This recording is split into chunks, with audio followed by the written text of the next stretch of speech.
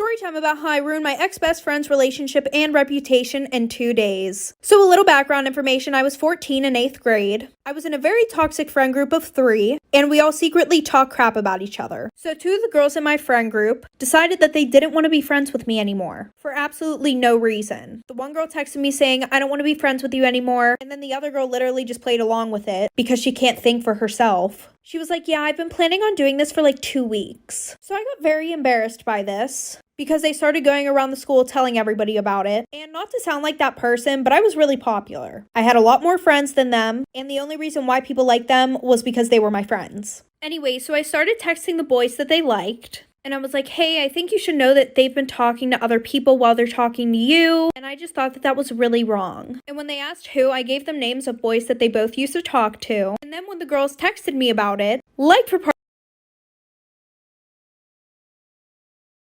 Story time about the girl who left me unconscious in the girls' bathroom. So a little background information. I was pretty young at the time. I was in 7th grade and I was 11 years old. And there was this girl who we're gonna call Jenna. Jenna hated me for absolutely no fucking reason. She would bully me because I had red hair, and she would text me literally every day at the same time, telling me to off myself, and how I was weird and how nobody liked me. One day she randomly started being nice to me. She sat with me at lunch and her water bottle was empty, and she asked if I needed mine filled up too. Stupidly, I said yes. Well, she ended up putting drugs in my water bottle. After like 20 minutes, I started feeling sick, so I went to the bathroom, and I was kneeling over the toilet when everything went black. Well, when I didn't come back from the bathroom, my teacher got worried, so she sent security looking for me. They were banging on my stall. Obviously, I was fucking unconscious, so I didn't answer. So then they called the fire department, the police, the ambulance were all there. Like for part.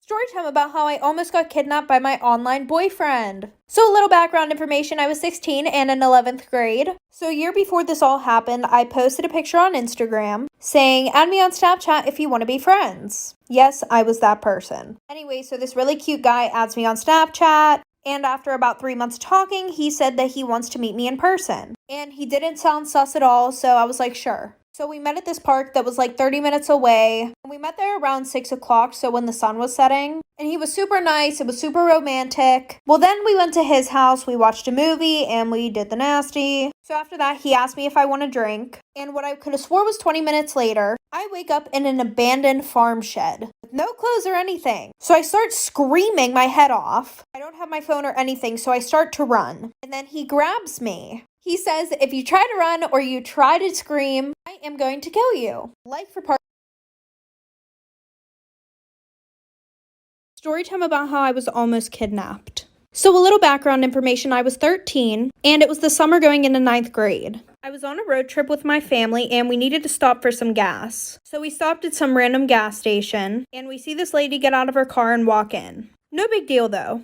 So we're inside and we're waiting in line to use the bathroom. So we were in the front of the line and then that lady was behind us. And then there were a few people behind her. So as we're standing in line, she FaceTimes some guy. And then she starts pointing the camera at people around the store. And she would be like, oh, do you like this? And he would say yes or no. Well, then she points the phone at me. And then he goes, yeah, that's the one. And my mom and I were super creeped out about this because she was being super loud and she was taking a really long time at this gas station. So my mom goes into the bathroom and then she starts to talk to me. She starts asking how old I am, where I'm from, and if my mom and I were here with anybody else. Like for part 2. Am I the asshole for having my wedding ceremony in sign language? I'm 24 female, deaf, and growing up, my parents got me bilateral cochlear implants and forced me into mainstream school. Never taught me sign language and never immersed me into my culture as a deaf person. They were actually pretty against me using ASL at all. Well, I took ASL in high school against my parents' wishes and then got into a deaf university. Although I couldn't sign fluently when I started, I finally felt accepted and understood. The deaf community was nothing but welcoming. I became fluent in ASL, and after a few months, I stopped wearing my processors completely as there was no need for them anymore. I honestly didn't realize how alone I had felt until I didn't feel that way anymore. I met my fiance at college. He is from a very large family of deaf people, and everyone is fluent in sign. We've been together 4 years now. He proposed last May. We've been planning the wedding and have decided to have it fully each other, and we became cool, and that was pretty much where it ended. I can't lie, she did try and call me unrestricted a few times after that. I would answer, and she'd be like, do you want to talk now? Do you want to unblock my number? And I'd be like, nah, I'd hang up on her. And sadly, as for the other dude, the guy that I made friends with that night, he went on to get back together with her 2 months later. They got back together, she came back to him, and he got fucked over even harder a second time. She cheated on him again. Yeah. Listen, if there's any moral of this story, it's if you get cheated on, move on with your life, just go on, focus on yourself, maybe find somebody new eventually, but do not forgive the person immediately like he did, because he just jumped right back into it a couple months later and got completely cheated on again. You're probably wondering how I know that. He hit me up. I get this random phone call like a few months later, and I answer the phone, and he's like, what's up, Boston? Remember me? We got cheated on. And I was like, yeah, man, what's up? How'd you get my number?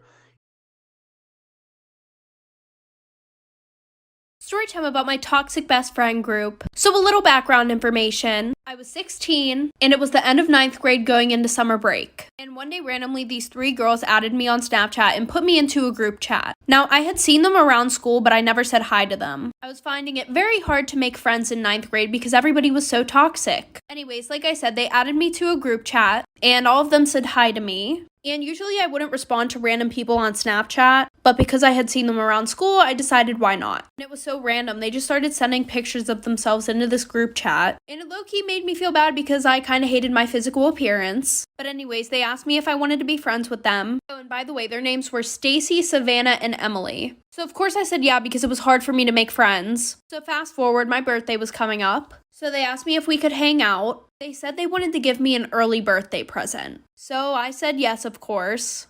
Like for part 2.